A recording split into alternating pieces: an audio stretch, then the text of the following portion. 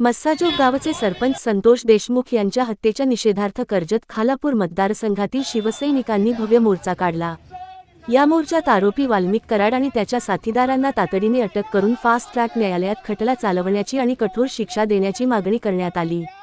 या आंदोलनात शिवसेनेचे उपजिल्हाप्रमुख श्रीभाई गायकर, तालुका प्रमुख श्री सुदाम दादा पवाळी, तालुका संघटक श्री शिवराम बदे, विभाग प्रमुख श्री शिवाजी देशमुख, जिल्हा संघटक श्री संभाजी शेठ जगताप, विभाग प्रमुख श्री रत्नाकर बडेकर, श्री विलास दादा मोडक, शहर प्रमुख श्री अभिषेक सुर्वे, श्री रवींद्र शिर्के, सरपंच श्री नाथा आगज, सौ मानसी कदम यांसह अनेक पदाधिकारी, कार्यकर्ते आणि शिवसैनिक मोठ्या संख्येने सहभागी झाले होते।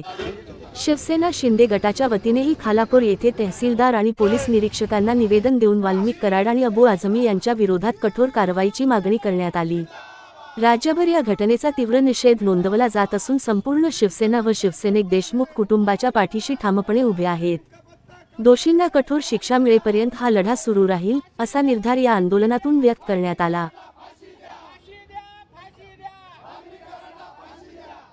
छत्रपती शिवाजी महाराज की जय, छत्रपती संभाजी महाराज की जय। मुख्यमंत्री आदरणीय एकनाथजी शिंदे साहेब यांच्या आदेशानुसार या महाराष्ट्राच्या बीड जिल्ह्यामधील मस्साजोग ग्रामपंचायतचे सरपंच समाजसेवक संतोषजी देशमुख यांची झालेली क्रूर हत्या आणि या हत्येमध्ये समाविष्ट असलेले जे काय आरोपी आहेत, जे क्रूर कर्म आहेत, त्यांना फाशी व्हावी अशी शिवसेनेच्या वतीने या ठिकाणी निदर्शनं करण्यात आलेले आणि त्याचं निवेदन आम्ही पोलीस डिपार्टमेंट यांच्याकडे सुपूर्द करणार आहोत।